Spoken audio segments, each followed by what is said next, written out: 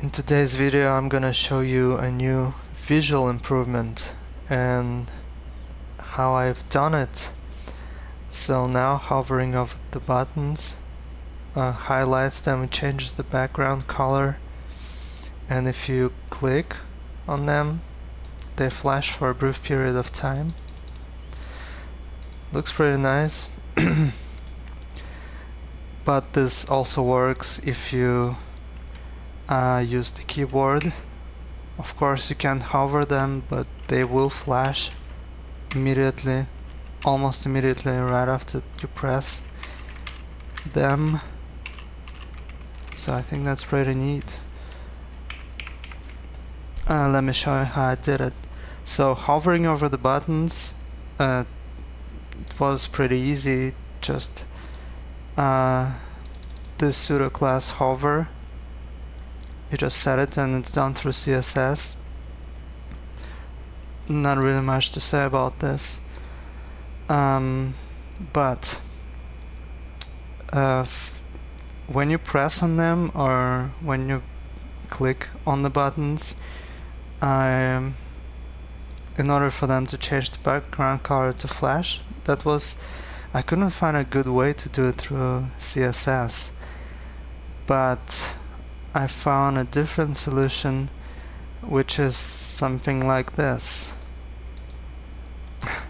It's a little complicated, but basically it involves this executor service. So you have to start it when you start the program, and this method called highlight on key press.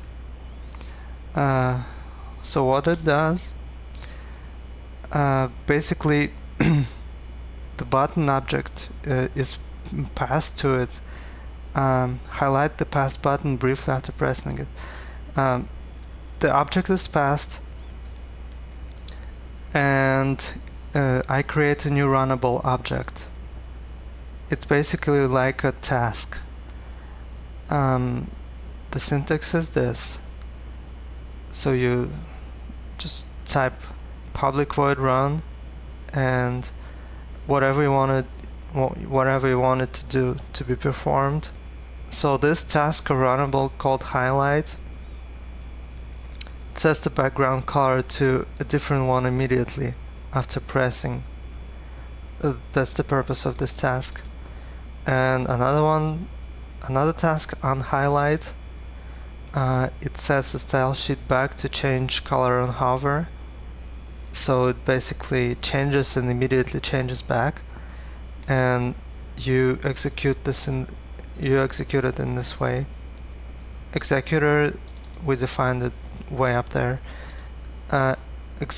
Execute highlight, you pass the task in the brackets, parentheses, it highlights the button, and then executor schedule on highlight to schedule this task, and you give it a delay of 150 milliseconds. I found it to be a pretty good amount of time. It unhighlights it almost immediately after pressing.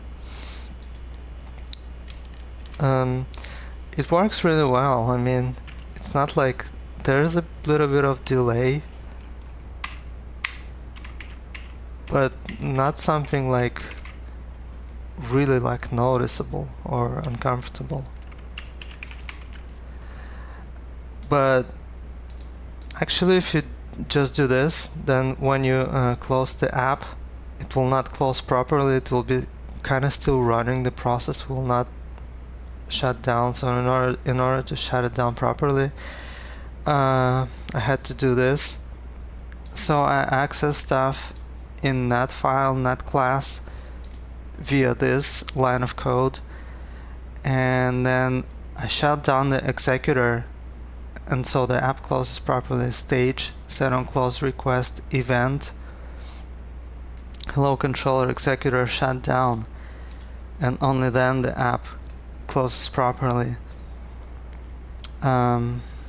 So there's that. I also got rid of a lot of duplicated code. For example, the digit buttons. The digit button on action methods, they looked something like this. On button 2 click set text 2, on button 3 click set text 3.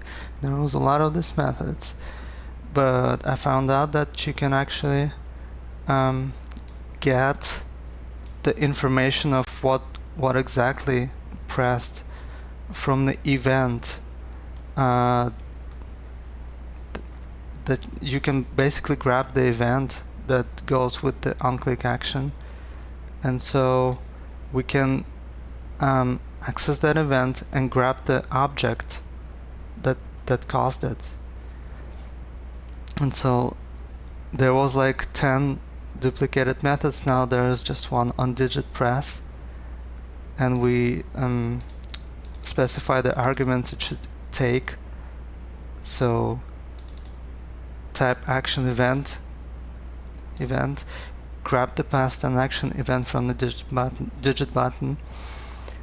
This line, get the button object from the event and store it in the button variable.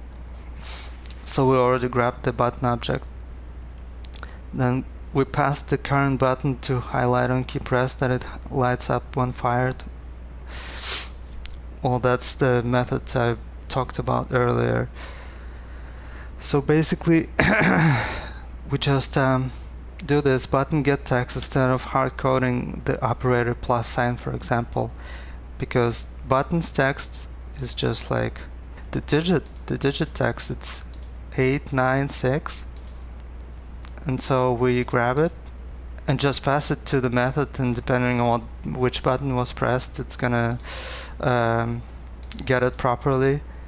And so yeah, we just use that and we end up with just like one method instead of 10. So that's pretty cool. I did the same with the operator button on click action methods. Also get the object, get target, pass it anywhere I want, get text instead of operators, hard coding operator signs manually. So there's just one method instead of 4 now. It looked something like this. See, on button subtract, flag minus, on button multiply, flag multiply, asterisk. So that's really nice. Also on equals, the equals button method was really messy before, with a lot of duplicated code again. But basically now it's like this size instead of being like super long. I optimized it a little bit, and it doesn't take up like 100 of lines of code. Also there was this like decimal format duplicated line. I don't know why, but I said it like each time, but now it's just a global variable. Where is it? Here. And I just removed those lines. It looks really nice. Well, I guess that's it for today. Thanks for watching.